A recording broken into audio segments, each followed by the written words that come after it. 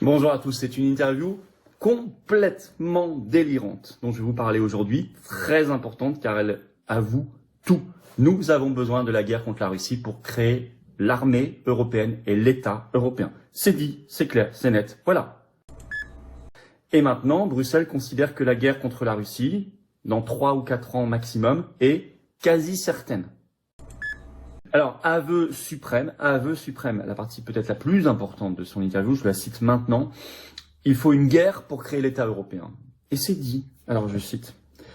La séquence que nous vivons, j'en suis persuadé, va déboucher sur la création d'un État européen, sans que les acteurs gouvernementaux en aient forcément conscience. C'est incroyable. Comme l'a noté Charles Tilly, le regretté sociologue et politiste américain, la guerre a fait l'État et l'État a fait la guerre.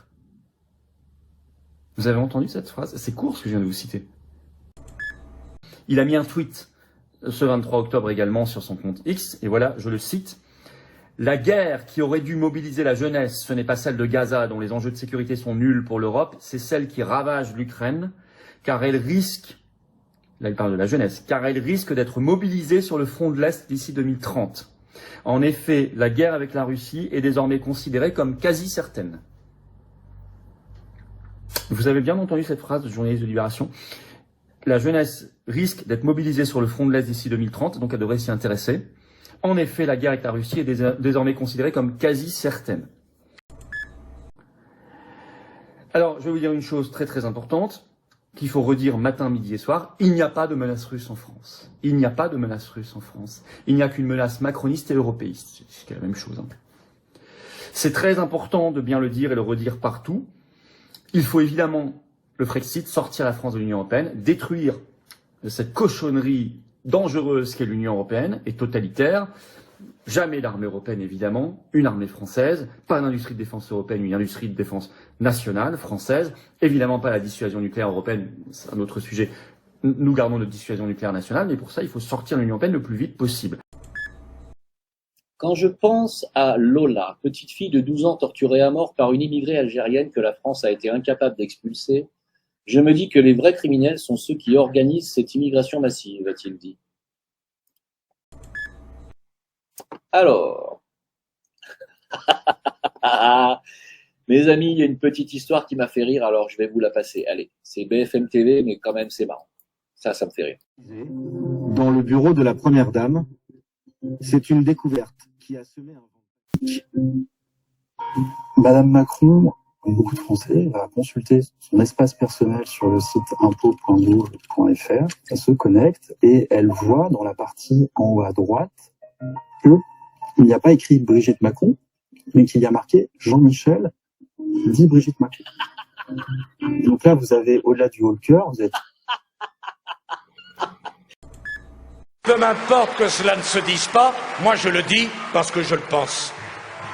Il faut que les peines soient exécutées. La non-exécution des peines, c'est l'impunité.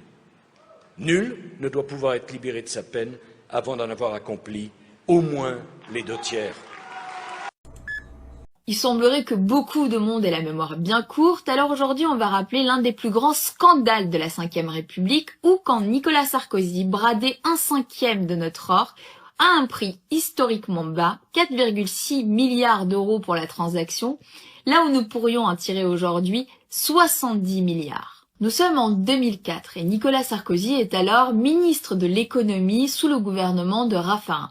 Sarkozy veut alors montrer qu'il a la situation bien en main. L'idée, abandonner une gestion des réserves d'or dite en bon père de famille pour la remplacer par une gestion plus dynamique. En clair, vendre l'or de la France pour le remplacer par des devises étrangères censées rapporter davantage. Ainsi, entre 2004 et 2009, la Banque de France se sépare d'1/5 de ses réserves nationales. Sauf que ce choix s'avère être catastrophique, car dès 2005, le cours de l'or explose. Nicolas Sarkozy ne peut pas l'ignorer, mais il continue de vendre obstinément année après année. L'apprenti spéculateur ne s'est donc pas trompé une fois, mais 6 fois. Le tout en constatant que le cours de l'or ne faisait que grimper. Et aujourd'hui, avec le cours de l'once qui frise les 4323 $ l'once, nous aurions pu tirer de cette vente 70 milliards d'euros.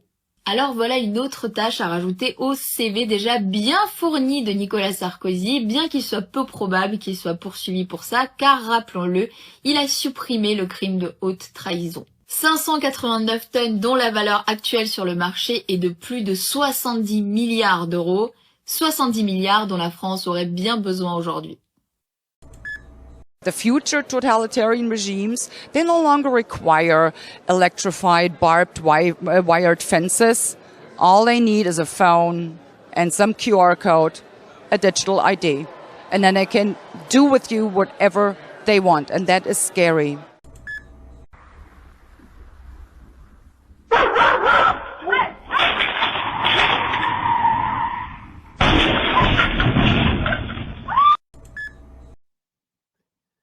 La France chrétienne aussi est en danger. Et c'est absolument inadmissible. Ce qu'a fait le maire de Marseille est scandaleux. Le maire de Marseille a interdit le film Sacré-Cœur. Il a interdit un film. Vous vous rendez compte? Le maire de Marseille a fait interdire une œuvre cinématographique, une œuvre artistique, soi-disant au nom de la laïcité. C'est-à-dire que demain, si tu fais un film sur Moïse, tu devras l'interdire à Marseille. Si tu fais un film sur Mahomet, c'est impossible, c'est strictement interdit, mais admettons qu'il y en ait un sur l'islam, il faudra l'interdire. Si tu fais un film sur le Little Buddha, tu devras l'interdire. Comment c'est possible? Comment un maire peut faire interdire un film? Déjà, qu'on fasse interdire les spectacles d'un humoriste, vous savez de qui je parle, de Diodo, c'est strictement inadmissible et c'est strictement anticonstitutionnel. C'est hors la loi. Mais faire interdire un film sous prétexte qu'il s'agit d'un film sur Jésus, c'est absolument dégueulasse. Et il est temps maintenant que les chrétiens se réveillent. Parce que là, on est en train de vous pisser sur la gueule. Vraiment. Et d'ailleurs, le réalisateur de ce film en a ras le cul. Et il a raison. Steven Gunnell.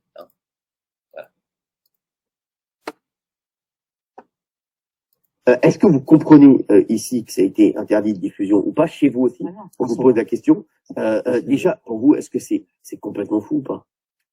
Nous, on est un petit peu largué par la situation, on comprend pas trop ce qui se passe. Moi, j'étais tranquille sur mon canapé hier soir quand je reçois un message de quelqu'un qui me dit que le maire a interdit une projection à Marseille. C'était une projection officielle, hein, et d'ailleurs, c'était pas qu'une seule date. Il y avait toute une série de projections, de séances prévues, et les gens, en fait, se sont retrouvés à la rue, c'est-à-dire que ils arrivaient pour leur séance qu'ils avaient payée sur Internet, certainement pour la plupart, et ils se sont retrouvés en arrivant sur le carreau en disant bah, « Désolé, la séance n'aura pas lieu ». Donc les gens sont en fait furieux, tristes. Je me permets juste quand même de dire qu'est-ce que ce film en fait. C'est un film historique. Hein.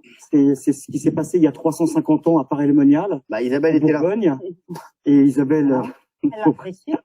Merci. Et c'est un pan de l'histoire, c'est un héritage de l'histoire de France, un héritage de la culture, un héritage religieux, spirituel, dans les faits, c'est vrai, et chrétien. Et c'est aussi ça un peu la France, me semble-t-il. Bien sûr. Et que je peux comprendre hein, qu'il y en a qui grincent des dents dès qu'on évoque Jésus ou l'Église ou la foi chrétienne ou quoi que ce soit.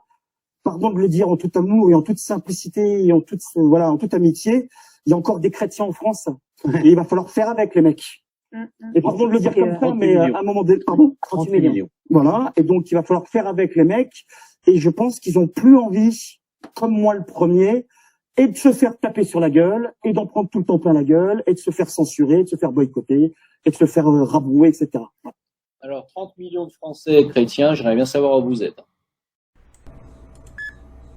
Bonjour à tous les amis, eh bien une bonne nouvelle, le tribunal administratif de Marseille ordonne cet après-midi la reprogrammation de Sacré-Cœur au cinéma de la Buzine. Évidemment et heureusement, un homme politique ne peut pas censurer un film une heure avant sa projection parce que le film ne lui plaît pas. Voilà, c'est tout pour cette vidéo. Ben Garneau ici qui vous dit merci, portez-vous bien et à la prochaine.